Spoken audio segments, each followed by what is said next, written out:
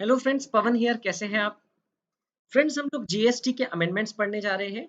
हम लोगों ने ऑलरेडी पार्ट 1 एंड पार्ट 2 वाले वीडियोस में हम लोगों ने बाकी टॉपिक्स के तो अमेंडमेंट्स पढ़ लिया। अभी सिर्फ इनपुट टैक्स क्रेडिट से संबंधित आपके सीए इंटरमीडिएट नवंबर 2020 एग्जाम के लिए जो अमेंडमेंट्स एप्लीकेबल हुए हैं, मैंने उसके लिए ये वीडियो आपके लिए बनाया है। So let us go through these amendments. There are broadly only two major amendments in the input tax credit portion. But ये दोनों amendment को हमको अच्छे से समझना होगा. Okay, they are worth understanding. So let us straight away go to input tax credit topic. Uh, amendment notes आप लोग डाउनलोड कर सकते हैं. You already have amendment notes I hope, क्योंकि मैंने पहले भी आपको लिंक दिया था. एंड पहले की जो दो वीडियोस है वो भी आप लोगों को नीचे डिस्क्रिप्शन में उसका लिंक दिया हुआ है, आप वो वीडियोस भी देख सकते हैं अगर आपने अभी तक के नहीं देखा है तो फ्रेंड्स, इनपुट टैक्स क्रेडिट में ये दो मेजर अमेंडमेंट्स है। पहला अमेंडमेंट है change in the percentage specified in सब रूल 4 ऑफ रूल 36। ये जो पर्टिकुलर रिस्ट्रिक्शन है ये पहले से आपके सिलेबस में था, क्योंकि 31 अक्टूबर 2019 तक जो सिलेबस था वो आपकी मई एग्जाम के लिए एप्लीकेबल होने वाला था। वो मई एग्जाम आपकी अल्टीमेटली हुई नहीं, कैंसिल हो गई, नवंबर एग्जाम के साथ मर्ज हो गई। तो इसीलिए अब आपको फर्दर 30 अप्रैल तक के जो अमेंडमेंट्स आए वो भी अब आपको पढ़ने मिल रहे हैं। ओके, मैं ये नहीं कहूंगा पढ़ना पड़ रहा है, पढ़ने मिल रहे हैं। सो 30 अप्रैल तक के जो अमेंडमेंट्स हुए, तो उसमें से एक अमेंडमेंट ये हुआ, माइनर सा दिख रहा है। ये जो रिस्ट्रिक्शन का रेट था, earlier the ITC where details were not uploaded by the supplier, okay, could be taken, but it was restricted up to 20% of the eligible ITC where details were uploaded by the supplier. ये already 9 अक्टूबर 2019 को GST law में आ चुका था provision. अब 1 जनवरी से ये amendment आया और इफेक्टिव हुआ, और अब क्या हो गया, अब वो 20% की जगह 10% हो गया। सो this is the small change. लेकिन मैं फिर भी आपको पूरा कंसेप्ट वाइज बता देता हूँ कि एग्जैक्टली ये प्रोविजन कहता क्या है और कौन से 20% का 10% हुआ। 20% क्या है वो एग्जैक्टली, और इसके रिस्पेक्ट में फिर बोर्ड ने कुछ क्लैरिफिकेशन भी इशू किया। ओके, एक सर्कुलर इशू किया 11 नवंबर 2019 को। तो ये सर्कुलर भी हम लोग पढ़ेंगे और ये प्रोविजन के रिस्पेक्ट में और क्लैरिटी हम लोगों को मिलेगी। Okay, so basically it is sub rule 4 okay to rule 36। Okay, यहाँ पर गलत लिखा हुआ है, सब रूल 4 टू सेक्शन 36 लिखा हुआ है। It should be actually sub rule 4 to rule 36 of CGST rules. Alright, और is it section? No, I think it is rule 36। Yes, तो ये यहाँ पर सेक्शन की जगह आप एक तो कट करके, आपने अगर नोट्स डाउनलोड किया होगा तो उसको रूल पढ़ लो। Alright, so let us come to the main provision. First of all की वर्डिंग्स क्या है, तो आपको यहाँ पर लिखा हुआ है, आप ध्यान से देखिए। ITC to be availed by a registered person in respect of invoices or debit notes, the details of which have not been uploaded by the suppliers under section 37(1) shall not exceed 10% of the eligible credit available in respect of invoices or debit notes, the details of which have been uploaded by the suppliers under section 37(1). So section 37(1) talks about GSTR1. Okay, section 37(1) talks about details of outward supplies to be furnished by all the suppliers who are registered under GST, okay, except a few specific categories. तो section 37(1) के details में अगर supplier ने वो particular supply को mention किया है तो वो आपके जीएसटीआर 2A में रिफ्लेक्ट होता है। देख लीजिए, मैं आपको ब्रॉडली कंसेप्ट बता दे रहा हूँ क्या है। I hope you already know that concept. आप अगर रेसिपिएंट हो, okay, here we are talking from the angle of the recipient. अगर आपने से एज अ रेसिपिएंट आपने कोई सप्लायर से आपने गुड्स परचेज किया या सर्विसेज प्रोक्योर किया, तो इसके अगेंस्ट में आपने सप्लायर को जीएसटी पे कर दिया होगा। नॉर्मली फॉरवर्ड चार्ज मैकेनिज्म की बात हो रही है, आपने उसको जीएसटी पे कर दिया होगा, and supplier is supposed to pay that GST to the government, and supplier is supposed to show that invoice। supplier के लिए ये B2B invoice हो गया, क्योंकि आप भी रजिस्टर्ड हो और supplier तो रजिस्टर्ड है ही। तो supplier is supposed to show that details in the GSTR1। Okay, invoice wise detail supplier को अपलोड करना पड़ता है GSTR1 में, करेक्ट, सो दैट आपको उसका क्रेडिट मिल जाए। अब आपको क्रेडिट तो आप वैसे भी ले सकते हो प्रोविजनल बेसिस पे, लेकिन अगर सप्लायर ने अपलोड किया तो आपका क्रेडिट फाइनलाइज हो जाता है। तो 36(4) के हिसाब से अब एक रिस्ट्रिक्शन आया, पहले तो रिस्ट्रिक्शन भी नहीं था, पहले आप प्रोविजनली कितना भी क्रेडिट ले सकते थे। तो एक रजिस्टर्ड सप्लायर से एक रजिस्टर्ड रेसिपिएंट अगर परचेज करता है एंड सप्लायर अगर वो डिटेल्स उसके जीएसटीआर 1 में फर्निश कर देता है, so then those details start appearing in form number GSTR 2A of the recipient. Okay, recipient अपने जीएसटीआर 2A में देख सकता है कि सप्लायर ने कौन से इनवॉइसेस का डिटेल अपलोड किया है, या उसके कौन से सप्लायर्स ने कौन से सप्लाईज के रिस्पेक्ट में इनवॉइस का डिटेल अपलोड किया है। GSTR 2A is an auto populated form जिसको यूज करके ये जो रजिस्टर्ड रेसिपिएंट है ये अपना क्रेडिट ले सकता है। ओके, अब रेसिपिएंट तो क्रेडिट GSTR 2A के बेसिस पे नहीं लेता है, वो क्रेडिट अपने इनवॉइस के बेसिस पे लेता है। बट अगर इवेंचुअली ये पता चला कि रेसिपिएंट ने तो क्रेडिट ले लिया है, लेकिन सप्लायर ने वो पर्टिकुलर सप्लाई का डिटेल उसके GSTR 1 में फर्निश ही नहीं किया था, अपलोड ही नहीं किया था, so in that case the recipient becomes ineligible for that credit ultimately. Okay, GST में एक मैचिंग मैकेनिज्म है जिसके कारण सप्लायर ने अगर अपना आउटपुट टैक्स प्रॉपरली पे नहीं किया, वो डिटेल्स वो इनवॉइस की डिटेल्स को अपने आउटपुट सप्लाईज में नहीं बताया, तो recipient will not be entitled for the ITC even though recipient may have taken that ITC earlier on a provisional basis. तो अब ये वाले प्रोविजन के थ्रू, ये वाले सब रूल के थ्रू उन्होंने एक रिस्ट्रिक्शन ला लिया। ओके, कि अगर सप्लायर ने अगर ऐसे आपके पास में कुछ इनवॉइसेस है या डेबिट नोट्स है जिसके रिस्पेक्ट में आप आईटीसी अवेल करना चाहते हो, लेकिन आपके सप्लायर्स ने उसका डिटेल उनके जीएसटीआर 1 में अपलोड नहीं किया है अभी तक के, ये आपको कैसे पता चलेगा? आपको आपके जीएसटीआर 2A से पता चलेगा। सो आप वो ले सकते हो क्रेडिट अगर आपके पास वैलिड डॉक्यूमेंट्स है तो, but that amount will be restricted to how much? It will be restricted to 10% of the eligible ITC of which details have been uploaded by the supplier. Okay, तो आपके जो अलग अलग suppliers हैं उसमें से कुछ ही सप्लायर्स ने मान लो डिफॉल्ट किया होगा या अभी तक के उनके जीएसटीआर 1 में डिटेल्स अपलोड नहीं किया होगा, तो अब आप फिर भी उसका क्रेडिट ले सकते हो, but that can not be more than 10% of the eligible ITC जिसके रिस्पेक्ट में आपके सप्लायर्स ने डिटेल्स अपलोड कर दिया है। So what you need to see कि details uploaded by the supplier और suppliers, okay, details uploaded by suppliers अभी तक के कितने डिटेल्स अपलोड किया है इसका 10%। Okay, details not uploaded by the supplier, आपके दो टाइप के इनवॉइसेस आपके पास रहेंगे जिसमें आप आईटीसी लेना चाहते हो, एक है details uploaded by the suppliers और दूसरा है डिटेल्स नॉट अपलोडेड बाय और सप्लायर्स। ओके, ये दूसरा कुछ अमाउंट है। तो मान लो कि details uploaded by the suppliers के हिसाब से आपका टोटल आईटीसी बनता है 100 और details not uploaded by the suppliers का आईटीसी है 25। So your ITC out of this portion will be restricted to 10। Okay, it will be restricted to 10, मतलब कि 10 क्यों? Because it will be basically it will be 10% of the details uploaded by the supplier, 10% of the ITC related to details uploaded by the supplier.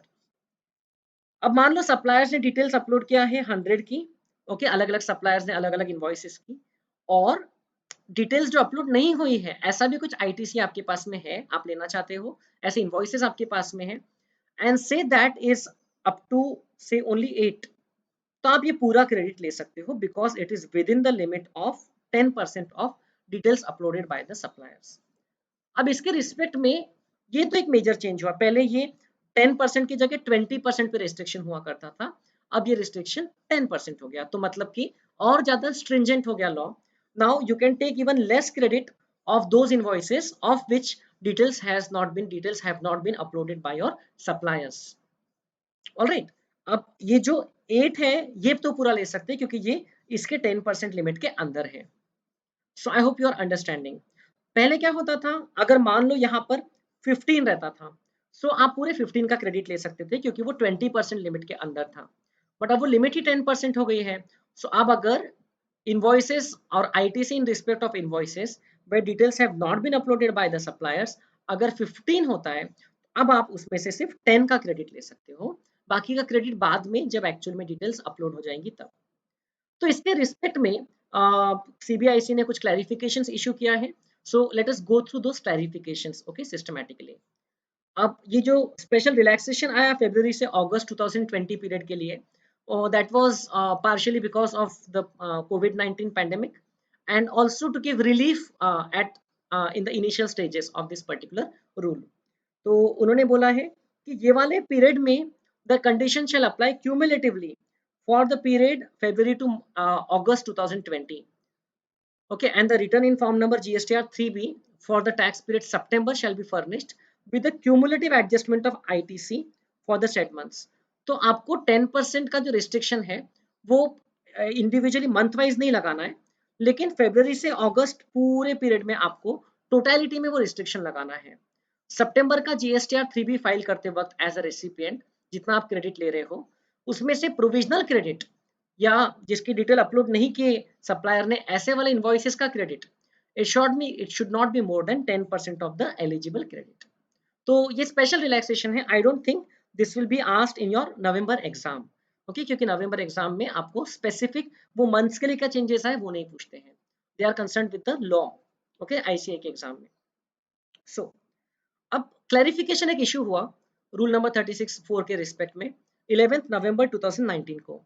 ये clarification के समय restriction 20% का था, 10% का नहीं था। इसीलिए ये क्लैरिफिकेशन में आप हर जगह 20% के हिसाब से एग्जाम्पल देखोगे, but we will have to understand that with respect to 10%। वो मैं आपको बार बार रिमाइंड भी कर दूंगा। ओके, क्योंकि 1 जनवरी 2020 से वो 20% की जगह 10% हो गया।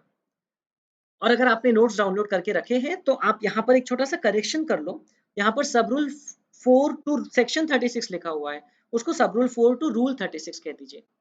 Okay, sub rule 4 to rule 36 inserted with effect from 9th October provides the restriction in availment of ITC in respect of invoices or debit notes the details of which have not been uploaded. हम उसको provisional ITC बोलेंगे, provisional ITC is restricted।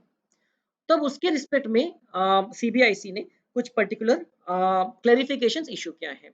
Late us see total, you can see example के साथ में total 6 अलग अलग points है इसके संबंधित जो हम लोगों को एक एक करके पढ़ना है।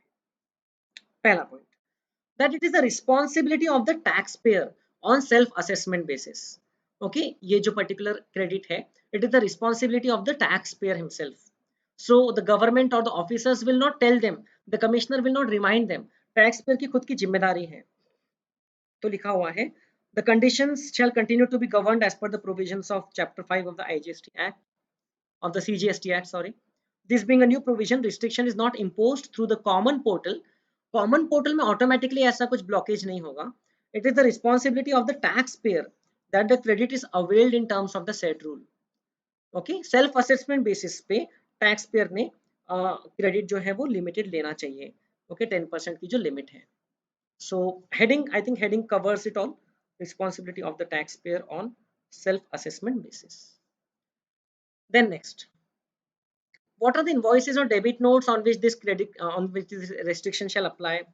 So basically here we are concerned about those invoices or debit notes जिसके रिस्पेक्ट में the suppliers are required to upload their details, okay, and जिस बेसिस पे आपको ITC मिलता है।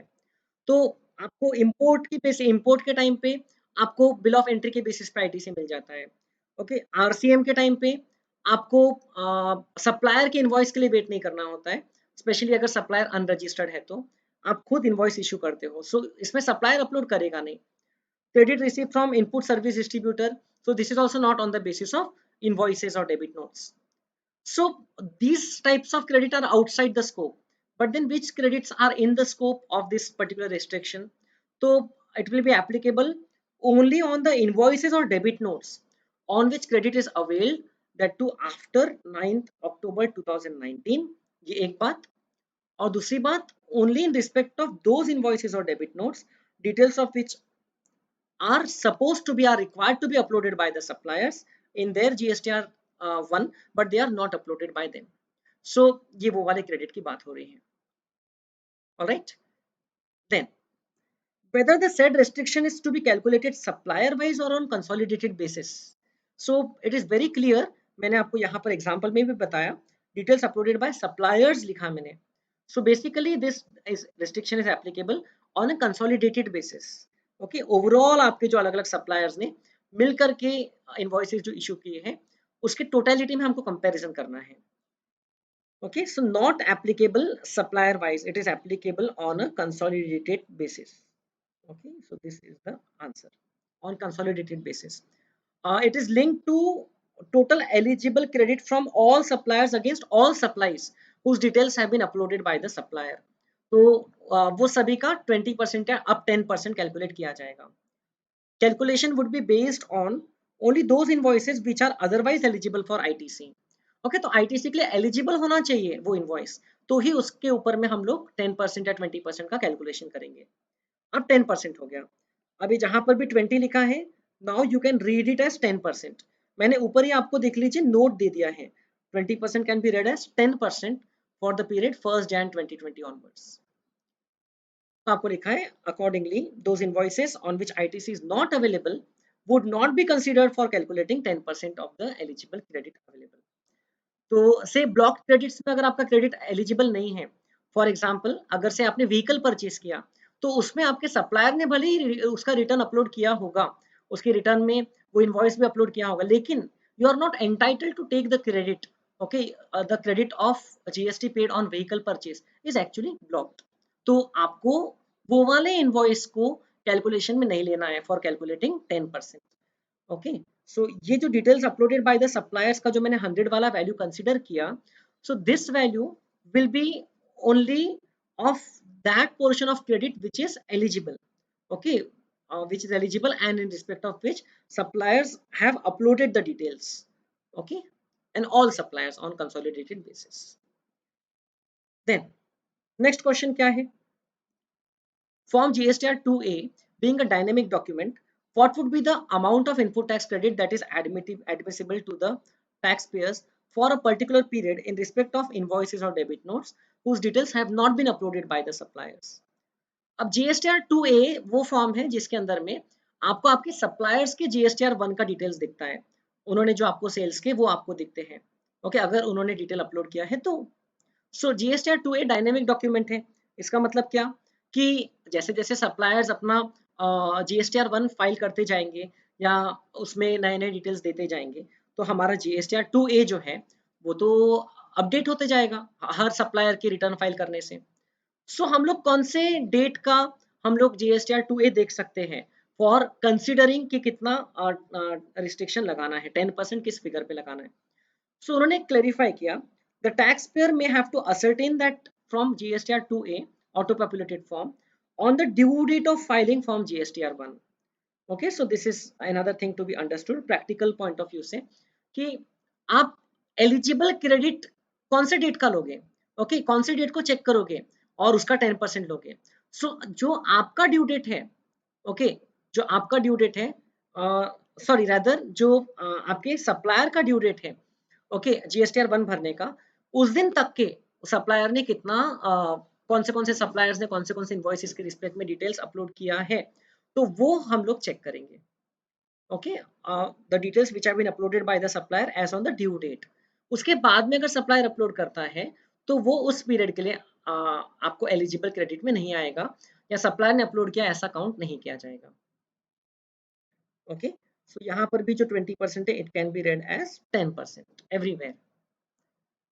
Then next, how much ITC a registered taxpayer can avail in his form GSTR 3B in a month in case the details of some of the invoices have not been uploaded by the suppliers? So ये सबसे major point है ना, ये particular provision का ये major calculation वाला point है।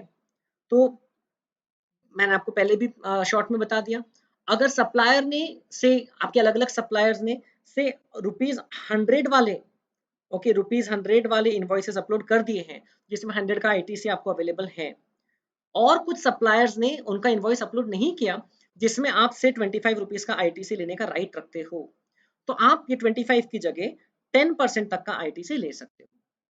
Okay, तो इसके रिस्पेक्ट में उन्होंने सर्कुलर में कुछ इलस्ट्रेशंस दिए हैं जो हम लोग पढ़ के अच्छे से कंसेप्ट को समझेंगे। इलस्ट्रेशन उन्होंने अक्टूबर की रिटर्न के रिस्पेक्ट में दिया, 20 नवंबर 2019 को जो रिटर्न फाइल करना है उसके रिस्पेक्ट में। लेकिन हम लोग इसको अब 10% रूल के हिसाब से हम लोग इसको समझ करके देखेंगे। तो पहले जो दिया है वो देखते हैं अलग अलग सिनेरियोज में क्या होगा। केस नंबर 1 आपको दिया हुआ है कि सप्लायर्स ने अगर फॉर्म जीएसटीआर 1 भरा है। ओके, ये देखिए, ये आपको एग्जांपल है। In the illustrations below, say a taxpayer R receives 100 invoices for inward supply involving ITC of rupees 10 lakh. Okay, total ITC 10 lakh है from various suppliers, okay, during the month of October. तो अब देखें, अगर उसमें से 100 इनवॉइसेस में से मान लो सप्लायर्स ने 80 इनवॉइसेस जिसमें 6 लाख का आईटीसी बनता है, उसका डिटेल सप्लायर्स ने अपलोड किया है। ओके, इसका मतलब कि बाकी का जो 4 लाख है उसका अपलोड नहीं किया है, बाकी का 4 लाख का डिटेल अपलोड नहीं किया, रिमेनिंग 20 इनवॉइसेस का जो आईटीसी होगा, क्योंकि टोटल आईटीसी आपको पता है 10 लाख है। तो कितना आईटीसी आप ले सकते हो?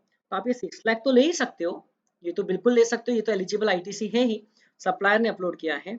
उसके अलावा आप क्या कर सकते हो, आप जो रिमेनिंग 4 लाख है उसमें का अक्टूबर नवंबर दिसंबर तक के 20% ले सकते थे, अब आप 10% ले सकते हो। रिमेनिंग 4 लाख का नहीं, 6 लाख का 10% तक के आप रिमेनिंग 4 लाख में से ले सकते हो। सो पहले देखो, आपको यहाँ पर लिखा है 20% ऑफ 6 लाख, आपको यहाँ पर जो कैलकुलेशन लिखा है वो लिखा है 20% ऑफ 6 लाख। ओके, कितने इन आईटीसी के रिस्पेक्ट में इनवॉइसेस सप्लायर्स ने अपलोड किया, तो 6 लाख। तो 6 लाख का 20% ये अपर लिमिट हो गई, इतना आप प्रोविजनल क्रेडिट ले सकते हो। वैसे तो आपका प्रोविजनल क्रेडिट 4 लाख है, बट 4 लाख में से आप 1,20,000 ले सकते हो। But now after the amendment, further amendment from 1 जनवरी 2020, अब इसको आपको 20% की जगह आपको कितना लेना होगा, 10%। तो अब कितना लोगे आप, सिर्फ 60,000। अब ये आंसर भी चेंज हो जाएगा, ये हो जाएगा 60,000, that is 10%। Okay, 10% of 6 lakh, okay, 60,000। तो टोटल आईटीसी अब हो जाएगा आपका 6,60,000। सो this is the impact of amendment. Means ये क्या है, असेसी के लिए या टैक्स पेयर के लिए हम कह सकते हैं थोड़ा सा और स्ट्रिक्ट हो गया अब law. Now he can not take too much of a provisional credit. Okay, he can take provisional credit now only up to 10% of eligible credit, or 10% of that portion of credit in respect of which details have been uploaded by the suppliers. Okay, पहले तो 20% था, वो भी 10% हो गया। Then next case, वो 10 लाख में से मान लो 80 इनवॉइसेस जिसमें 7 लाख का क्रेडिट होता है, ओके, उतना सप्लायर्स ने अपलोड किया है। तो इसका मतलब आप रिमेनिंग 3 लाख का लेना चाहते हो बट नहीं ले सकते हो, तो आप कितना ले सकते हो, आप 7 लाख का 10% ले सकते हो। अब पहले 20% था, 7 लाख का 10% मतलब 70,000 आप ले सकते हो। तो 7 लाख प्लस 70,000, तो टोटल हो गया 7,70,000। सो देखिए, मैंने पहले से आपको प्रिंट करके क्यों नहीं दिया 10% वाला क्लॉज, क्योंकि ये सर्कुलर नवंबर में इश्यू हुआ था, उसमें 20% वाला लिखा था। So I did not modify the circular there itself. मैं आपको ये समझाना चाहता हूँ कि वो पुराना सर्कुलर भी अब एज इट इज एक्सेप्ट नहीं होगा, उसमें भी क्योंकि 20% की जगह 10% हो गया, तो circular has to be read accordingly now. Okay, तो अब ये 10% क्रेडिट ही आप ले सकते हो, 10% of 7 lakh up to that much. Remaining 3 lakh में से आप 70,000 ले लिए, रिमेनिंग 2,30,000 अभी इस पीरियड में नहीं ले सकते। And the last example, 75 invoices having ITC of 8.5 lakh as on the due date have been uploaded by the suppliers। 8.5 lakh का, तो इसका मतलब आप अगेन रिमेनिंग 1.5 लाख में से आप 8.5 लाख का 10%, कितना होता है 8.5 लाख का 10%, ये होता है 85,000। आप 8.5 लाख का 10% उतना आईटी से ले सकते हो। ओके, लेकिन आप उससे ज्यादा नहीं ले सकते हो। तो यहाँ पर अब ये क्या है, ये 85,000 ले सकते हो आप, 8,50,000 प्लस 85,000, टोटल आप कितना ले सकते हो, टोटल 9,35,000। तो अब ये केस 3 में वो बेसिकली एक ऐसा केस बताना चाहते थे जहां पर आपके पास में जो बैलेंस आईटीसी है वो एलिजिबल क्रेडिट से भी ज्यादा है, सो रेदर उससे कम है। तो अब हम लोगों को ये एग्जांपल को थोड़ा सा मॉडिफाई करना होगा। ओके, अगर हमको ये कंसेप्ट क्लियरली समझना है तो। So I will bring one more case for you. Okay, say case number 4 जिसमें सप्लायर ने जो फर्निश किया है, सो से दैट इन्वॉल्व्स से 90 invoices 90 invoices having ITC of say rupees 9,20,000. Okay, 90 invoices having ITC of 9,20,000. Okay, it can be 90 invoices, 80 invoices, anything. That means remaining credit जो आपका दिख नहीं रहा है GSTR 2A में, वो है 80,000. Okay, how much is the maximum credit that you can take apart from the 9,20,000? Maximum कितना ले सकते हो रिस्ट्रिक्शन के हिसाब से? आप 92,000 ले सकते हो, लेकिन आप 92,000 नहीं लोगे प्रोविजनल क्रेडिट, क्योंकि आपके पास एलिजिबल क्रेडिट ही बैलेंस में कितना है? तो 9,20,000, तो एलिजिबल बैलेंस में कितना है? सिर्फ 80,000 है. I hope you are understanding this. So your credit will be restricted to basically 9,20,000 plus 80,000. Even though you could take up to 92,000, but आपके पास उतने इनवॉइसेस ही नहीं है ना दूसरी कैटेगरी के, तो जिसके डिटेल्स अपलोड नहीं हुए, तो you will have to restrict your credit up to 80,000. So total credit आप ऐसे केस में पूरा 10 लाख का ले सकते हो, बट उससे ज्यादा तो डेफिनेटली नहीं ले सकते हो. सो ये जो नोट अब यहाँ पर केस 3 में लिखी थी, ये नोट एक्चुअली अब केस 4 में आप लागू कर दीजिए, अगर 10% वाले केस के हिसाब से आपको कैलकुलेशन देखना है तो. The additional amount of ITC availed shall be limited to, this shall be limited to ensure that the total ITC availed does not exceed the total eligible ITC. हमारे इलस्ट्रेशन में total eligible ITC कितना था? Total eligible ITC 10 lakh rupees था. सो हम लोग उसको उससे ज्यादा क्रेडिट तो नहीं ले सकते ना. तो सपोज ये होता था 9,50,000, तो आप यहाँ पर फर्दर 95,000 और नहीं ले सकते थे, बिकॉज रिमेनिंग आईटीसी बचा ही है 50,000 इनवॉइसेस के हिसाब से. So it can not be more then that. So, or in other words, you can say that the credit, provisional credit, which you can take, is equal to provisional credit on the basis of invoices, or 10% of the eligible credit, or 10% of the credit where invoices are uploaded, whichever is less. Okay, उसमें से जो भी कम है. तो ये 10% के कारण वो अमाउंट रिस्ट्रिक्ट हो सकता है, बट वो अमाउंट इंक्रीज नहीं हो सकता. You can not increase 80,000 to 92,000 and take that much of credit without any backing of invoices. Alright, तो ये इंपॉर्टेंट बात पे आपको ध्यान देना है. ये कैलकुलेशन हो गया. और एक लास्ट पॉइंट इससे संबंधित, कि जो क्रेडिट आपने अभी नहीं लिया उसको बाद में कैसे ले सकते, कब ले सकते हैं? When can such balance ITC be availed, okay, be claimed in case the availment was restricted. तो उन्होंने क्लैरिफाई किया है कि it can be taken in any of the succeeding months provided the details of requisite invoices are uploaded by the suppliers. अगर supplier ने अगर upload कर दिया वो वाले पर्टिकुलर इनवॉइसेस का डिटेल, तो फिर तो आप पूरा ले सकते हो, कोई प्रॉब्लम नहीं. लेकिन अगर सप्लायर ने अपलोड नहीं किया तो तब तक के आप प्रोपोर्शनेट आईटीसी ले सकते हो, एज एंड व्हेन बाकी के सप्लायर्स ने अपने इनवॉइसेस अपलोड किया जिसके रिस्पेक्ट में कुछ क्रेडिट आपको एलिजिबल है, तो उसके 10% तक के, उसके 10% के लिमिट के अंदर अगर आपका ये एक्स्ट्रा आईटीसी अगले पीरियड में रहेगा तो आप अगले पीरियड में ले सकते हो. ओके, एग्जाम्पल यहाँ पर दिया हुआ है आपको. R may avail the balance ITC in case 1 of 2.8 lakh. Okay, ये जो केस 1 में ओरिजिनल एग्जांपल था जिसमें 7,20,000 क्रेडिट लिया था, उसकी बात कर रहे हैं. In case suppliers upload details of some of the invoices for the tax period involving ITC of 2.3 lakh, out of those 4 lakh. Okay, ये जो रिमेनिंग 4 लाख था ना, 6 लाख के अलावा जो 4 लाख था, उसके डिटेल्स अगर सप्लायर ने अपलोड कर दिया तो आप उसका तो क्रेडिट ले ही सकते हो. 4 लाख में से मान लो 2.3 लाख अपलोड किया, तो वो 2.3 लाख का क्रेडिट ले सकता है. ओके, सो ये क्रेडिट तो आप ले ही सकते हो, नो प्रॉब्लम. ओके, भले आपका 2.8 लाख पूरा अभी तक के बचा है, उसमें से 2.3 लाख ले लिया, और सप्लायर अपलोड करते जाएंगे तो वो तो ले ही सकते हो. और दूसरे केस में और क्या लिखा हुआ है आपको, दूसरा एग्जांपल, आर में avail the balance ITC of 1.6 lakh. देखिए ये वाले केस में 8,40,000 मिल रहा था ओरिजिनली मेरे कट करने के पहले, तो रिमेनिंग कितना है? 1.6 lakh. In case suppliers upload details of some of the invoices involving ITC of rupees 1.3 lakh out of outstanding invoices involving rupees 3 lakh. Okay, तो remaining 3 lakh में से अगर वो अपलोड करते हैं तो उसमें भी अप टू 1.3 लाख का क्रेडिट आर ले सकता है.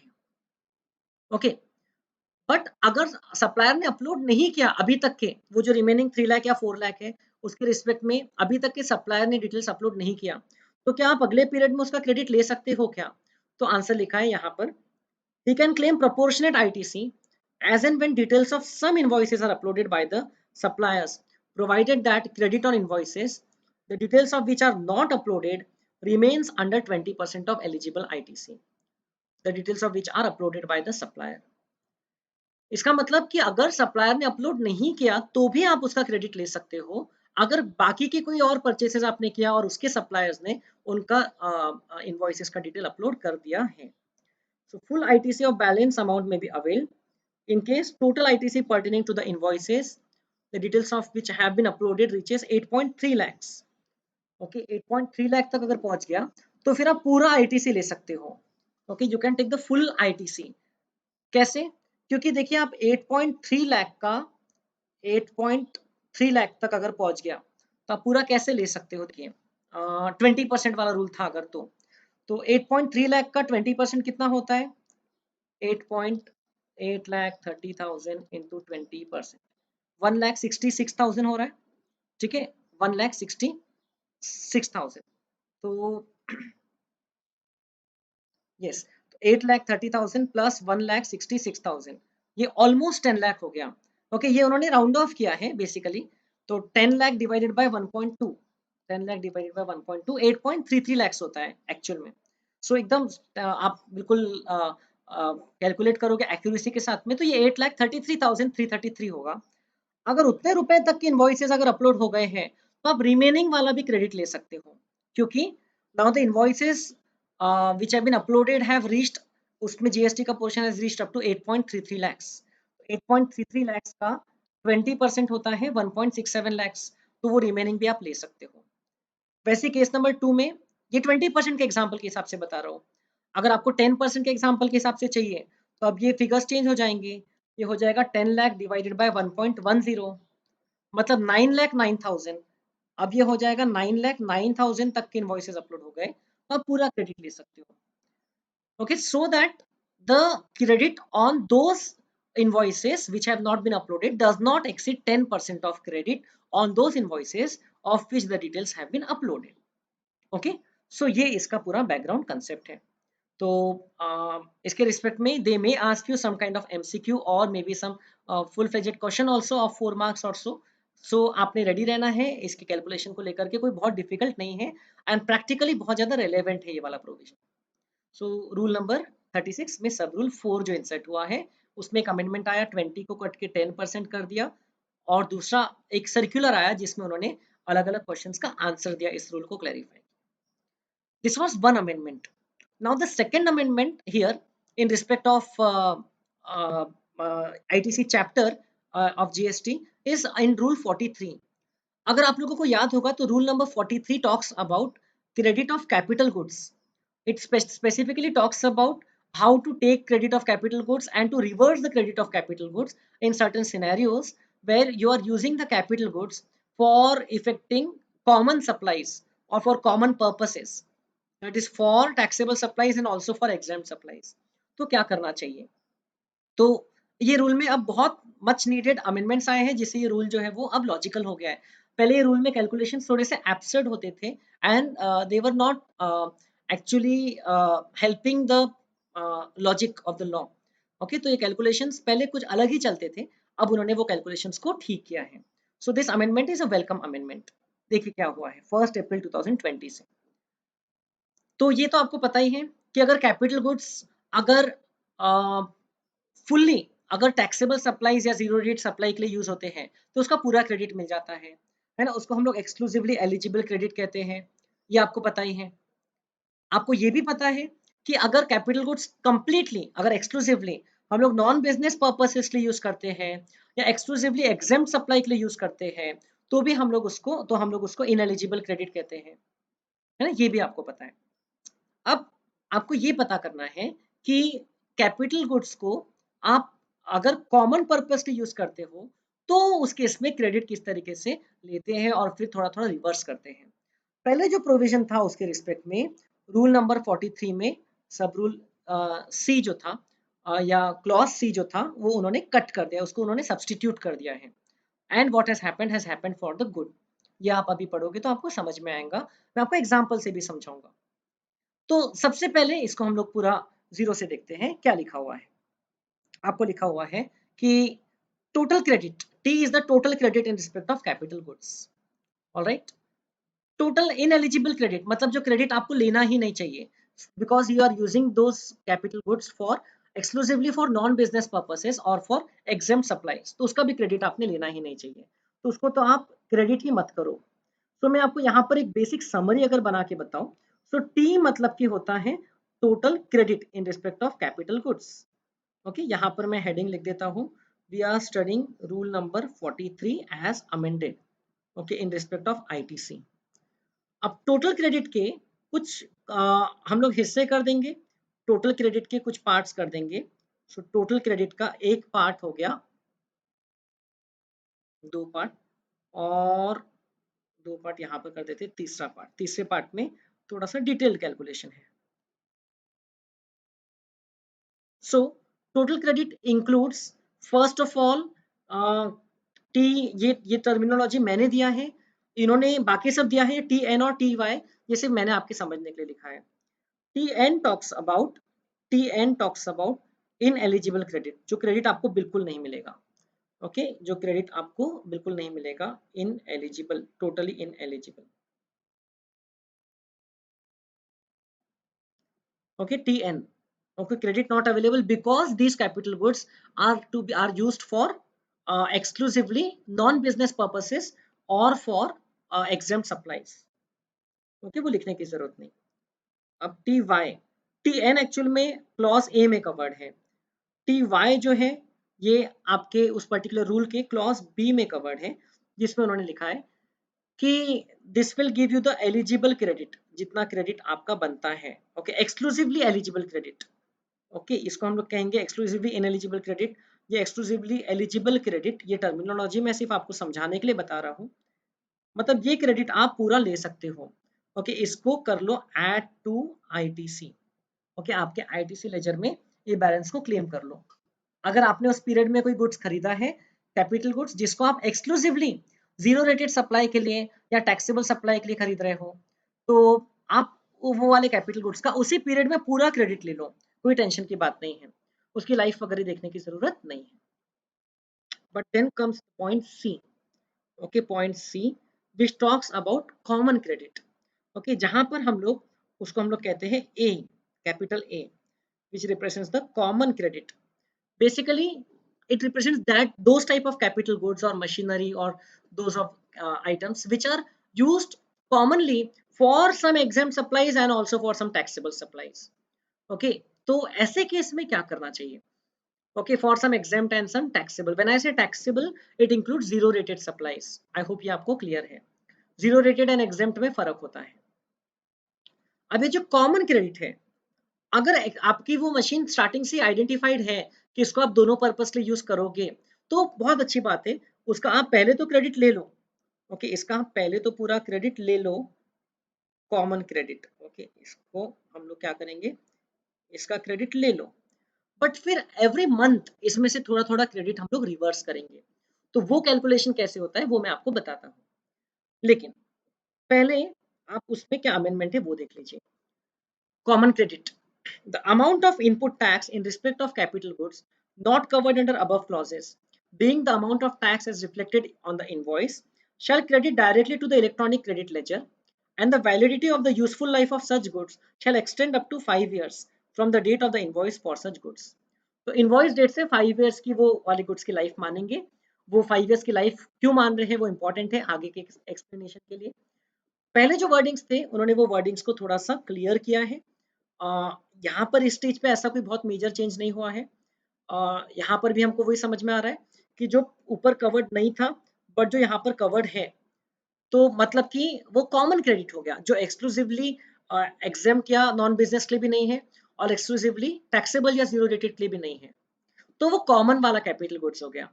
ऑलराइट, तो उसके रिस्पेक्ट में उन्होंने क्या बोला कि जो इनवॉइस पे आपको क्रेडिट दिखता है, टैक्स दिखता है, उतना क्रेडिट ले लो, एंड वो गुड्स की life 5 years from the invoice date मान लेंगे।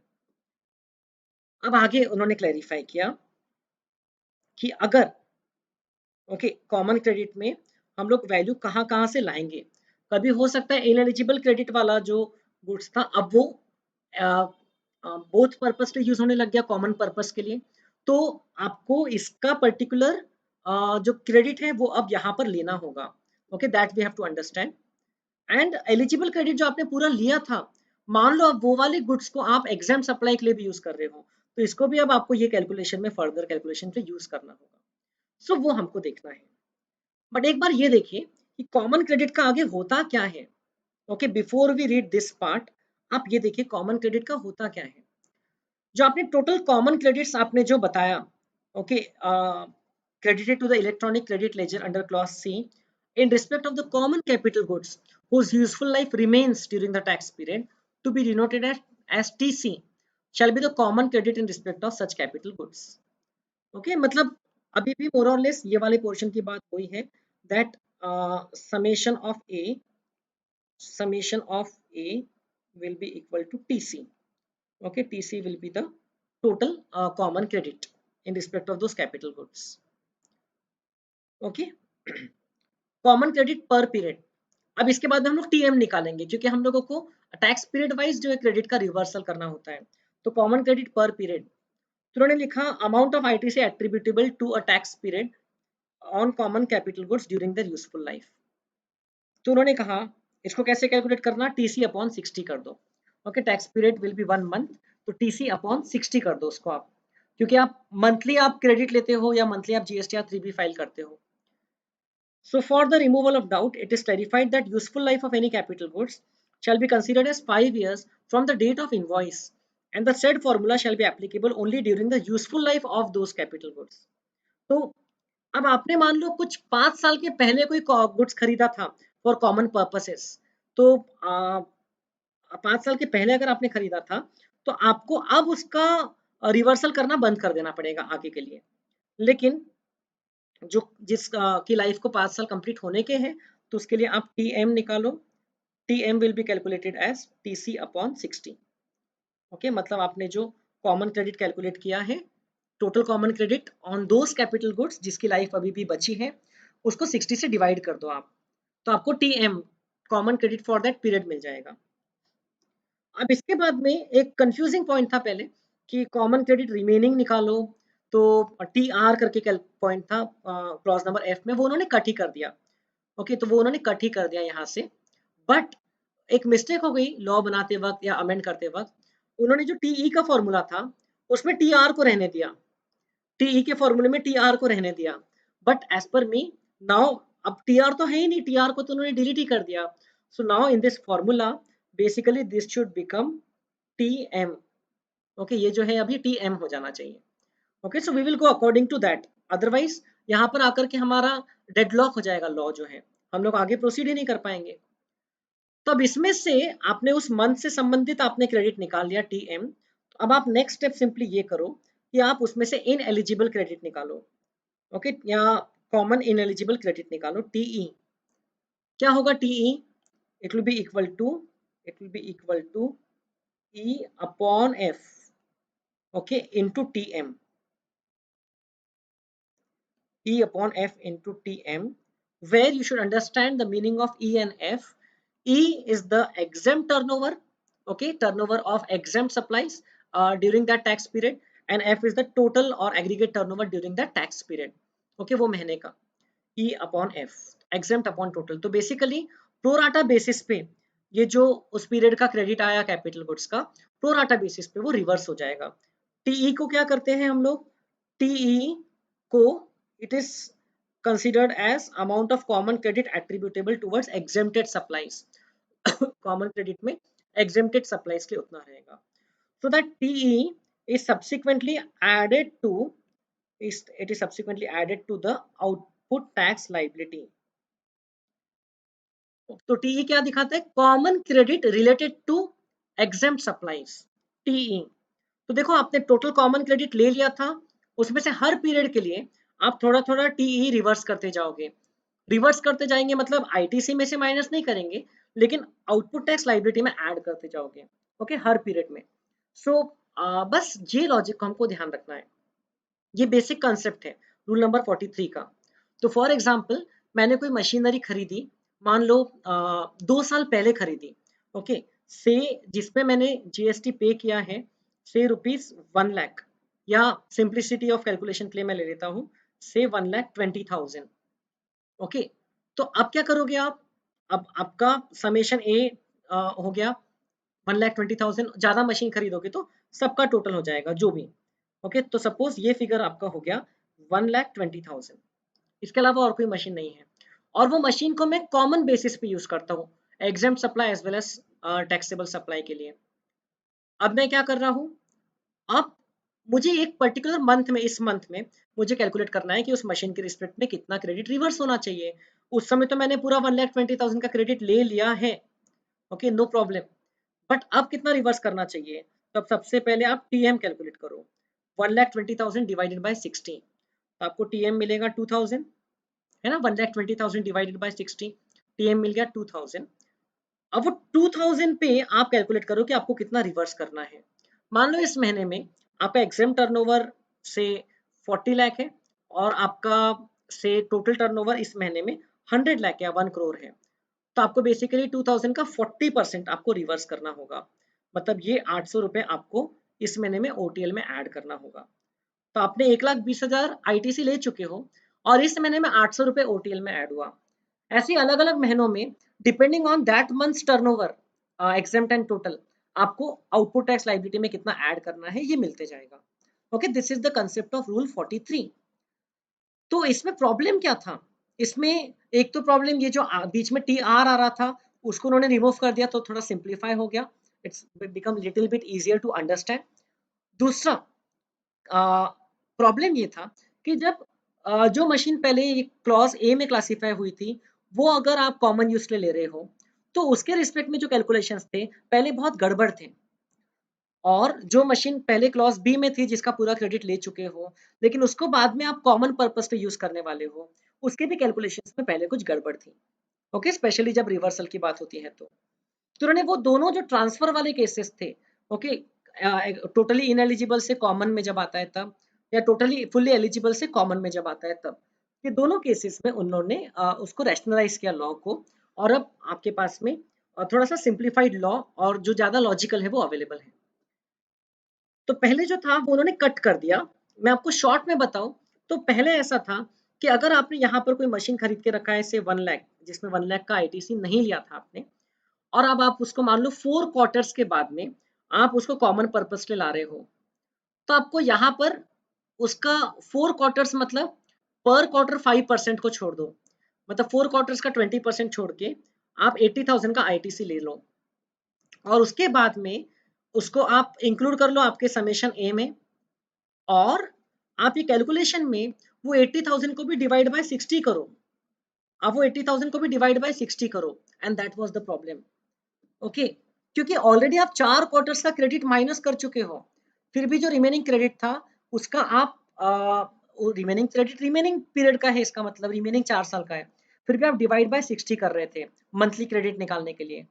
तो that was the illogical thing there, divide by 60 करोगे तो चलो 4 साल तक तो आपने ऐसा किया, फिर उसके बाद में मशीन की लाइफ ही खत्म हो गई, फिर वो आप यहाँ पर इंक्लूड करना ही बंद कर दोगे। So this was wrong earlier. अब उन्होंने क्या किया, अब उन्होंने इस चीज को रेक्टिफाई किया, उन्होंने अमेंड कर दिया लॉ। उन्होंने कहा कि अगर आपका इनएलिजिबल क्रेडिट, मान लो पहले आपने 1 लाख रुपीज का क्रेडिट जो नहीं लिया था, क्योंकि आप उस समय वो कैपिटल गुड्स को एक्सक्लूसिवली एग्जाम सप्लाई के लिए यूज करते थे। अब आपने क्या किया, आप 1 साल के बाद मतलब मान लो 4 क्वार्टर्स के बाद में आप वो मशीन को कॉमन पर्पस के यूज करने चाहते हो, तो उन्होंने कहा कि आप पूरा 1 लाख रुपए यहाँ पर ले लो, क्रेडिट ले लो आप, लेकिन अब आप एक और कैटेगरी बनाओ, उसको हम बोलेंगे टीआईई, और उसमें आप 20,000 का अमाउंट आपके आउटपुट टैक्स लायबिलिटी में ऐड कर दो। इससे क्या होगा, ये टैक्स क्रेडिट इनएलिजिबल हो गया। 1 लाख में से आपने पूरा 1 लाख ले लिया अब, लेकिन 20,000 नहीं लेना चाहिए था आपने, क्योंकि 4 क्वार्टर्स हो गए हैं। 4 क्वार्टर्स मतलब 4 क्वार्टर्स इंटू 5% पर क्वार्टर, 20% ऑफ 1 लाख, 20,000 आपने नहीं लेना चाहिए था, तो उतना आउटपुट टैक्स लाइबिलिटी में ऐड कर दो, वो इनएलिजिबल क्रेडिट हो गया आपका। ओके, तो 1 लाख ले लिया, 20,000 आपने लायबिलिटी में ऐड कर दिया, इफेक्टिवली 80,000 ही लिया। बट ये जो आगे का पूरा कैलकुलेशन है, अब ये 1 लाख पे होगा। आगे का पूरा जो कैलकुलेशन है, अब ये 1 लाख डिवाइड बाय 60 होगा। So now that is logical. Okay, अब जो क्रेडिट रिवर्सल होगा वो 1 लाख पे होगा, क्योंकि 1 lakh is for the whole life of the 1 lakh is credit related to the full value of the capital goods. And here when you divide by 60, you are considering that पूरे 5 years की life है उसकी। तो आप 20,000 का credit तो पूरा ही इस समय आप लाइबिलिटी में ऐड कर दे रहे हो, कितना 20,000, और फिर वो 1 लाख आप इसमें इंक्लूड कर रहे हो, और धीरे धीरे वो 1 लाख टीसी में अगर आ गया, समेशन ए के अंदर इंक्लूड हो गया, तो फिर कोई प्रॉब्लम नहीं है, आगे का कैलकुलेशन लॉजिकली करेक्ट हो जाएगा, क्योंकि अब आपको उसमें से मंथली क्रेडिट निकालना है। तो 1 लाख इज फॉर 60 मंथ्स, तो how much is for 1 month, तो आपको बराबर मिल जाएगा। पहले क्या होता था, पहले 80,000 डिवाइडेड बाय 60 होता था, so that was the illogical point. अब 20,000 अलग से फुल्ली ऐड हो गया, और अब ये 1 लाख डिवाइड बाय 60 होने लग जाएगा, एंड बाकी के कॉमन क्रेडिट के साथ साथ इसका ट्रीटमेंट अब होगा। सो ये यहाँ पर लिखा हुआ है, where any capital goods earlier covered under clause A is subsequently covered under this clause, मतलब under clause C। कौन सा clause C? Common credit वाला। Input tax in respect of such capital goods denoted as A shall be credited to the electronic credit ledger, subject to the condition that the ineligible credit attributable to the period during which such capital goods were covered by clause A, denoted as IE, shall be calculated at the rate of 5% for every quarter or part thereof, and added to the output tax liability of the tax period in which such credit is claimed। अब ये पूरा एक sentence है, क्या meaning है इसका? तो वही जो मैंने आपको एग्जांपल में दिया कि 1 लाख रुपीस का इनएलिजिबल क्रेडिट था जो आपने तब नहीं लिया था, बट अब आप उसको कॉमन में ला करके पूरा क्रेडिट लेना चाहते हो, ले लो। बट उसी समय आप जो 4 क्वार्टर्स अगर हुए हैं तो 20%, 5 क्वार्टर्स हुए तो 25%, 5% पर क्वार्टर और पार्ट देयर ऑफ के हिसाब से आप उतना क्रेडिट इसी समय आप आउटपुट टैक्स लायबिलिटी में ऐड कर दो। Okay, calling that as ineligible credit. तो फिर आगे ये 1 लाख पे कैलकुलेशन ये होगा, ये ठीक होगा, फिर कोई प्रॉब्लम नहीं है। The amount TIE shall be computed separately for input tax credit of CGST, SGST, UTGST and IGST, and it shall be declared in form GSTR 3P। तो जितने पीरियड तक के वो इनएलिजिबल था, उतने पीरियड का टोटल क्रेडिट आपने भले लिया भी है फुल क्रेडिट पूरे मशीन का, बट उतने पीरियड का क्रेडिट आपने इमीडिएटली आउटपुट टैक्स लायबिलिटी में ऐड भी कर दिया है। तो इससे वो इफेक्ट अब लॉजिकल हो गया। ओके, अब ये अमेंडमेंट सही हुआ। ओके, पहले मुझे हमेशा लगता था कि ये कैलकुलेशन तो गड़बड़ है। ओके, तो कंपनीज कैसे करती होंगी? अब कंपनीज है जो बड़ी बड़ी एंटिटीज है, उन लोगों को तो लॉ के हिसाब से ही करना पड़ता है, so even if it was illogical वो लोग करते थे। in fact earlier one it was more beneficial to the person, क्योंकि पहले क्या होता था, वो लोग 80,000 का ही क्रेडिट यहाँ पर लेते थे, और फिर 80,000 डिवाइडेड बाय 60 होता था, और उसके हिसाब से रिवर्सल होता था। तो पहले उनका जो रिवर्सल का अमाउंट है वो स्लाइटली छोटा आता था। आप ध्यान से समझो, जो उस स्टेज का पॉइंट है 1 लाख, और अभी आप यहाँ पर -20 कर रहे हो, या आउटपुट टैक्स लायबिलिटी में 20 ऐड कर रहे हो, तो उस स्टेज पे कोई फर्क नहीं पड़ रहा है। पहले भी उस स्टेज पे हम लोग 80,000 का क्रेडिट ले रहे थे। ओके, लेकिन फिर जब आगे उस पे जब रिवर्सल होता था, तो रिवर्सल पहले 80,000 डिवाइडेड बाय 60 पे होता था मंथली, और अब रिवर्सल 1 लाख डिवाइडेड बाय 60 पे होगा। So now the thing has been made right, and earlier it was giving undue advantage to the taxpayer। Now that advantage has been removed, and अब ये fair हो गया है। ओके, मैं आपको इसका एक एग्जांपल भी करके बताऊंगा, चिंता मत करो। ओके, एंड फिर दूसरा केस, अगर कोई पहले एलिजिबल क्रेडिट वाला केस था जिसमें आप फुल क्रेडिट ले चुके हो, अब वो मशीन को आप कॉमन पर्पस से यूज करने वाले हो, तो और उसकी 5 ईयर्स की लाइफ कंप्लीट होने की है, तो अब आप क्या करोगे? क्रेडिट तो आप पहले ही ले चुके हो, तो आप उसको सिंपली आप ये कैलकुलेशन में ऐड कर दो। ओके, उन्होंने कहा आप उस कैलकुलेशन में उसको ऐड कर दो, और उसके हिसाब से फिर आप कैलकुलेशन चेंज करो। तो देखो यहाँ पर उन्होंने क्या क्लेरिफाई किया कि पहले क्या होता था, पहले भी आप पहले आप उसको कॉमन क्रेडिट बोल के अलग से लो मत। Okay, please don't misunderstand.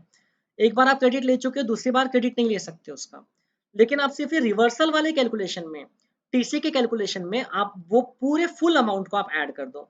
Suppose 1 lakh की मशीन थी, तो पूरा 1 लाख यहाँ पर ऐड कर दो, और फिर 1 लाख डिवाइड बाय 60 होगा। पहले क्या होता था, जो इलॉजिकल लॉ था उसमें 1 lakh minus period of use से 20,000, तो 1 लाख का तो पूरा आप क्रेडिट ले चुके हो, आप सिर्फ 80,000 यहाँ पर ऐड करते थे और सिर्फ 80,000 पे रिवर्सल करते थे। So that was the problem. Okay, 1 lakh तो क्रेडिट पूरा ले ही चुके हो, तो उन्होंने इसको ठीक किया। क्या किया? The aggregate of the amounts of A credited to the electronic credit ledger under clause C in respect of common capital goods whose useful life remains during the tax period to be denoted as TC shall be the common credit in respect of such capital goods. Okay, उन्होंने इसको थोड़ा सा refresh किया। Basically ये वाला जो point था उसको उन्होंने थोड़ा सा रिफ्रेश किया। आप देख सकते हो पॉइंट टू पॉइंट क्या वर्डिंग्स में चेंजेस हुए हैं। ओके, अब उन्होंने यहाँ पर एक इंपॉर्टेंट फ्रेज ला दिया, whose useful life remains during the tax period. तो ये टीसी में से वही वाले आप ए को ऐड करो जिसकी यूजफुल लाइफ अभी तक की बची है। इंपॉर्टेंट बात।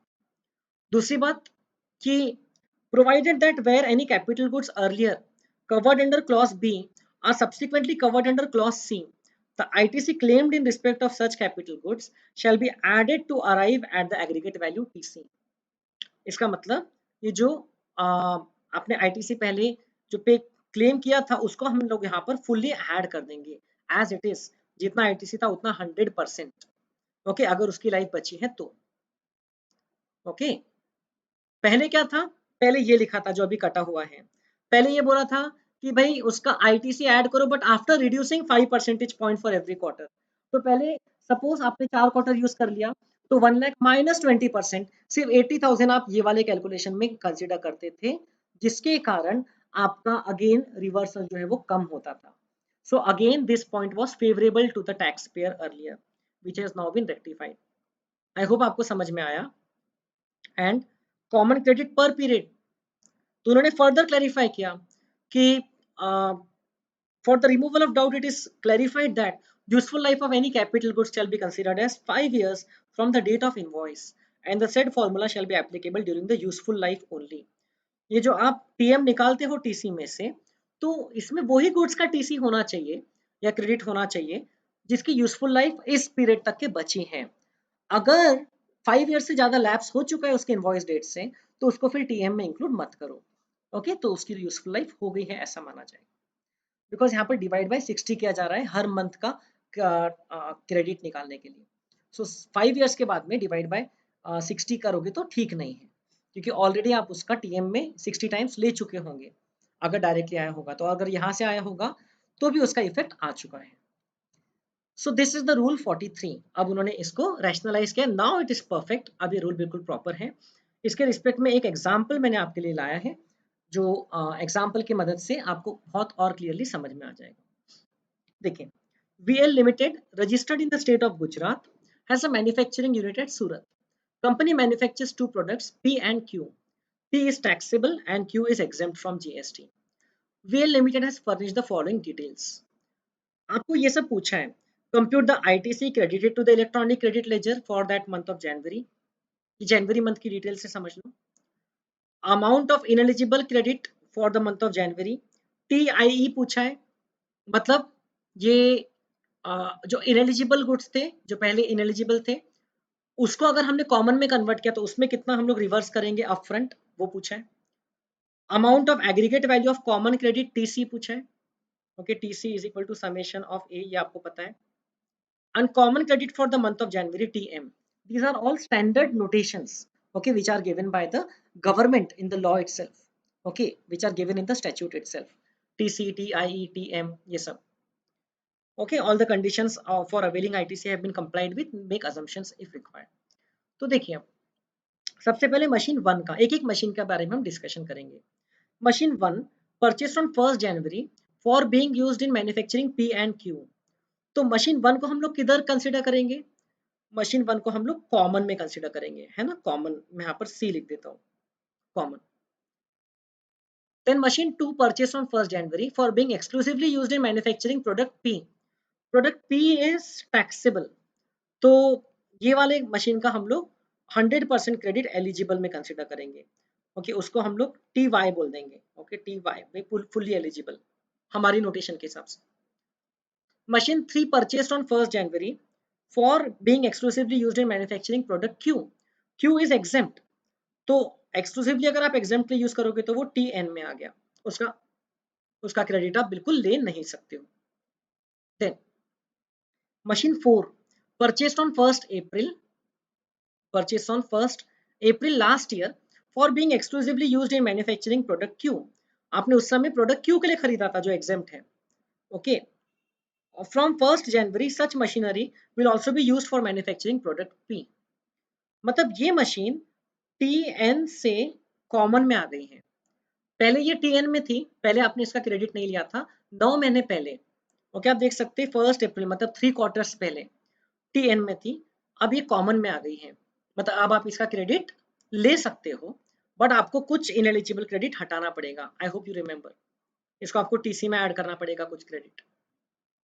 Then machine 5 purchased on 1st July for being exclusively used in manufacturing product P, ये आपको दिया हुआ है, from 1st Jan it will be used also for manufacturing product Q, मतलब ये TY से C में आया है, तो we are covering all the cases, है ना। ये TY से C में आया है, मतलब पहले आपने इसका फुल्ली क्रेडिट ले चुके हो 30,000 का, लेकिन अभी कॉमन में आ गया है, तो अब इसका वैल्यू TC के कैलकुलेशन में हमको लेना पड़ेगा। And lastly machine 6 purchased on 1st January 2 years ago for being used in manufacturing P and Q, तो इसको अगर आपने 2 साल पहले खरीदा है और आप 2 साल से P and Q दोनों के लिए यूज कर रहे हो, इसके बारे में भी कुछ चेंज नहीं दिया है, तो ये तो टीसी का ही पार्ट है, बट ये क्रेडिट आप पहले से ले चुके हो, तो ये क्रेडिट को अभी आप फ्रेश लोगे नहीं, क्रेडिट तो 2 साल पहले ले चुके थे, बट यस अभी के टीएम के कैलकुलेशन में ये वैल्यू आएगी। Alright, so let us see, let us see, सबसे पहले कितना क्रेडिट आप अभी लोगे, amount of input tax credit credited to the electronic credit ledger, तो इसका आंसर अगर मैं आपको बताऊं तो हम लोग कितना क्रेडिट लेंगे अभी। सबसे पहले जो कॉमन के लिए परचेस किया है ये पूरा ले लेंगे आप। ओके, मशीन 1 का ले लेंगे आप पूरा क्रेडिट, प्लस जो आपने एक्सक्लूसिवली टैक्सेबल के लिए यूज किया है, परचेस किया है, उसका ले लेंगे आप अभी, क्योंकि मशीन अभी परचेस किया है। मशीन 2 का क्रेडिट ले लेंगे, प्लस 3 का तो नहीं लेंगे, मशीन 4 का क्रेडिट ले सकते हैं आप, क्योंकि पहले उसका क्रेडिट नहीं लिया था, बट अब वो क्रेडिट ले लो, और वो क्रेडिट को आप बाद में टीसी में इंक्लूड कर लेना। ओके, तो मशीन 4 का क्रेडिट ले लो, तो बेसिकली ये कैलकुलेशन हो गया 50 प्लस 14 प्लस 1 लाख। मशीन 5 का क्रेडिट पहले ही ले चुके हो, तो अभी नहीं लोगे, अभी क्रेडिट नहीं करोगे इलेक्ट्रॉनिक क्रेडिट लेजर में, एंड मशीन 6 का भी क्रेडिट पहले ही ले चुके हैं, अभी क्रेडिट नहीं करेंगे। सो ये 3 क्रेडिट्स आप ऐड कर लो, तो ये फर्स्ट वाले पार्ट का आंसर हो गया आपका 50,000 प्लस 14 प्लस 1 लाख, तो 1,64,000। ओके, फर्स्ट वाले पार्ट का आंसर 1,64,000। आपको एग्जाम में पूरा अगर डिस्क्रिप्टिव आया तो आपको प्रॉपर टेबल बनाकर आइटम वाइज आपको बताना पड़ेगा किसका क्रेडिट ले रहे हैं किसका नहीं ले रहे हैं। Then next, amount of ineligible credit for the month of January. अभी जो TIE वाला इनएलिजिबल है, ये क्रेडिट देख लीजिए, ये क्रेडिट किसके बेसिस पे आया है, ये क्रेडिट आता है जब हम लोग TN वाली मशीन को कॉमन पर्पस से लेकर आते हैं, तो मैंने आपको समझाया था उसमें से हम लोगों को कुछ पोर्शन हम लोगों को रिवर्स करना होता है, तो आपने M4 का पूरा क्रेडिट तो ले लिया, लेकिन आप ध्यान से देखो M4 को 9 मंथ्स के लिए 1st अप्रैल से 31st दिसंबर मतलब 3 क्वार्टर्स के लिए उसको यूज किया गया था एक्सक्लूसिवली फॉर एग्जाम सप्लाई, तो वो इनएलिजिबल हो जाएगा आपने जो 1 लाख लिया उसमें से। तो बेसिकली ये कैलकुलेशन हो जाएगा M4 के ऊपर में, this calculation will be done on M4, तो 1 lakh into 5% for 3 quarters, 3 quarters क्योंकि 1st अप्रैल से 31st दिसंबर, क्वार्टर और पार्ट ऑफ द क्वार्टर को 1 फुल क्वार्टर मानते हैं, तो ये हो गया 15,000। तो इसका क्या करना है, इसको कर दो आप add to output tax liability, और जो फर्स्ट था उसको क्या करो add to input tax credit. Okay, ये इसका ट्रीटमेंट हुआ यहां तक के। अब नेक्स्ट, आप कितना आपका aggregate value of common credit है। ओके, व्हाट इज टीसी, तो टीसी में क्या क्या ऐड करोगे आप, देखिए ध्यान से, टीसी के कैलकुलेशन में आप लोग ये बेसिकली जो कॉमन वाली गुड्स मशीन से उसका क्रेडिट। तो आप लोगे मशीन 1 का क्रेडिट मतलब 50,000। ओके, ये टीसी वाला पार्ट है। देन मशीन 2 एंड 3 तो एक्सक्लूसिव वाले केसेस है। मशीन 4 को आप लोगे, ओके, मशीन 4 को आप टीसी में कंसिडर करोगे फुल्ली, क्योंकि उसके रिस्पेक्ट में जो 20,000 रिवर्स करना, 15,000 रिवर्स करना था वो आपने अलग से कर दिया है। मशीन 4 का आपने अभी क्रेडिट भी लिया है बट वो टीसी का पार्ट है। तो मशीन 1, मशीन 4 एंड इवन ये वाली जो मशीन्स, ये जो पहले की मशीन्स थी, देखो ये 30,000 रुपीज का आपने क्रेडिट लिया था उसमें, तो वो पूरा 30,000 अभी हम लोग कंसिडर करेंगे without any reduction for 2 years. पूरा मशीन 3 क्यों लिखा मैंने, मशीन 5 M5, पूरा 30,000 हम लोग इंक्लूड करेंगे for calculation of TC. Okay, ये भी इंक्लूड करेंगे क्योंकि अब वो कॉमन पर्पस यूज होने वाली है। एंड मशीन 6 भी जिसका क्रेडिट ऑलरेडी ले चुके हैं उसको भी टीसी में तो इंक्लूड करेंगे मशीन 6, क्योंकि उसकी लाइफ अभी भी बची हुई है। आपको लिखा हुआ है टीसी में वो वाली मशीन्स का credit low whose useful life remains during the tax period and useful life is considered as 5 years। तो आपको अभी भी क्लियरली पता है कि इसकी 2 years की ही लाइफ हुई है, तो इसको भी आप टीसी में इंक्लूड करेंगे मशीन 6 को। तो ये मैंने लिख लिया। तो टोटल हो गया मशीन 1, 4, 5 एंड 6, ये मशीन का जो टोटल क्रेडिट है without any kind of deduction वो आप टीसी में इंक्लूड कर लो। तो 50,000 प्लस 1,150 प्लस 30,000 180 प्लस 60,000, ये हो गया टोटल मिलाकर के 2,40,000। Okay, amount of aggregate common credit 2,40,000 हो गया। And lastly how much will be the common credit for that month. तो उस मंथ के लिए टीएम कैसे निकालते हैं, आई होप आपको पता है, टीसी अपॉन 60, मतलब कि 2,40,000 डिवाइडेड बाय 60, तो ये हो जाएगा ₹4,000। ये 4,000 हो जाएगा टीएम। अब आपको एक क्वेश्चन में डिटेल्स दिया नहीं है, मान लो आपको पी और क्यू का टर्नओवर भी दिया रहता था। मान लो just for the sake of example से पी का टर्नओवर है से ₹10 लाख एंड क्यू का टर्नओवर है ₹5 lakh. Okay, just for the example. तो आप ये जो आपका टीएम की वैल्यू आई 4,000, आप 4,000 में से आप कितना पोर्शन रिवर्स करोगे, सो it will be basically E upon F. F मतलब टोटल टर्नओवर, तो it would be 4,000 into 5 lakh upon total turnover 15 lakhs. तो इतना आप रिवर्स करोगे। ओके, रिवर्स करोगे मतलब इतना आप टीई आउटपुट टैक्स लाइबिलिटी में ऐड कर दोगे। ओके, जो कि कॉमन क्रेडिट में से एग्जेम्प्ट के लिए यूज हुआ ऐसा माना जाएगा। सो इस तरीके से काम करते जाएंगे। अभी से 3 साल खत्म हो जाएंगे, उसके बाद में मशीनरी 6 की वैल्यू को टीसी में लेना बंद कर देंगे, क्योंकि फिर मशीनरी 6 के 5 ईयर्स की लाइफ कंप्लीट हो जाएगी। भले ही फिजिकली वो मशीन आप अभी भी यूज कर रहे हो, but for the credit purpose उसको हम लोग हटा देंगे। सो this is the example for rule 43। I hope आपको अच्छे से समझ में आया है। मैंने अपनी बेस्ट कोशिश किया है आपको अमेंडमेंट पूरा क्रिस्टल क्लियर समझ में आए। This example I have taken, I have changed this figures a little bit from the a question from RTP of CA final. Okay, तो CA final लेवल पर ये क्वेश्चन पूछ सकते हैं। इंटरमीडिएट लेवल पर आई होप आप लोगों को इस पे ज्यादा पूछे नहीं, लेकिन I have prepared you well, so now there is no problem even if अगर पूछेंगे तो, क्योंकि इसी इंटरमीडिएट में आपका जीएसटी 40 मार्क्स का है, उसमें से 12 मार्क्स तो एमसीक्यू बेस्ड है, एमसीक्यू में भी पूछ सकते हैं इस टाइप का क्वेश्चन, और बाकी के 28 मार्क्स में they may ask they may not ask. Okay, but you have to be prepared as a student. So that's it from my side. So with this we complete all the amendments of GST. अब एक छोटा सा comment में income tax के amendment पे कर देता हूँ। आप लोगों ने अभी तक के पूरा फुल वीडियो देखा, तो इनकम टैक्स के अमेंडमेंट्स एज सच कोई ज़्यादा नहीं है, क्योंकि आपको पता है कि the same finance act, finance number 2 act 2019, उसके थ्रू जो अमेंडमेंट्स हुए थे, सेम असेसमेंट ईयर 2021 जो मे एग्जाम के लिए एप्लीकेबल होने वाला था, मई 2020 एग्जाम के लिए, वही असेसमेंट ईयर नवंबर 2020 एग्जाम के लिए एप्लीकेबल है। So there are no changes in income tax from that angle. TDS के रेट्स में भी कोई चेंज नहीं है, कुछ कंफ्यूज नहीं होना है।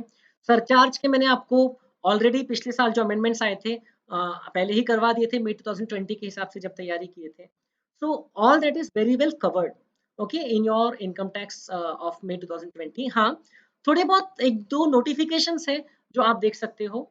जैसे कि आधार लिंकिंग की जो ड्यू डेट है वो फर्दर एक्सटेंड कर दिया है 3 महीने से। उस टाइप की कुछ अमेंडमेंट्स आप देख सकते हो। आपकी सीए इंस्टीट्यूट का जो स्पेसिफिकली अमेंडमेंट का मटेरियल इश्यू होता है, तो आप वेबसाइट पे जाकर के डाउनलोड कर सकते हो। उसके अलावा जो other prescribe modes of payment है फॉर वेरियस सेक्शंस, तो उन्होंने वो प्रिस्क्राइब किया है ना? कौन से मोड्स ऑफ पेमेंट अब अलाउड है, उन्होंने नोटिफाई किया है, like credit card, RTGS, NEFT etcetera. So एक बार उसमें भीम को भी कवर किया है। सो एक बार वो अमेंडमेंट्स आप एक बार देख लो। आरटीपी में भी शायद आपके स्टार्टिंग में दिए हैं, और अगर आरटीपी में नहीं है तो आप अलग से उसका अमेंडमेंट का मटेरियल डाउनलोड कर सकते हैं, उसमें आपको मिल जाएंगे। So all amendments up to May 2020 I had already covered. उसके बाद माइनर से थोड़े बहुत 2-3 जगह अमेंडमेंट्स है, वो आप लोग देख लीजिए। कुछ भी डाउट आता है तो you can always contact me and ask me. So it's good to connect with you all. It's good to keep serving you during this pandemic as well. And I hope you have a great exam. Stay safe till the exam. अपना ध्यान रखो, and exam के वक्त भी extra precaution लेना है और अच्छे से आप लोग exam दीजिए। So I hope things are going good with you. Test series वगैरह भी आप लोग दे रहे होंगे। So it will be good अगर आप वेल प्रिपरेशन के साथ में एग्जाम दो, बिकॉज एज दे से कि इस बार थोड़ी सी कंपटीशन ज्यादा है ना? More students are giving the exam. I personally don't think कि उसका कुछ फ़र्क पड़ेगा, लेकिन आपने अपनी बेस्ट प्रिपरेशन देना है। You are your own competitor. Alright then, thank you friends, bye bye.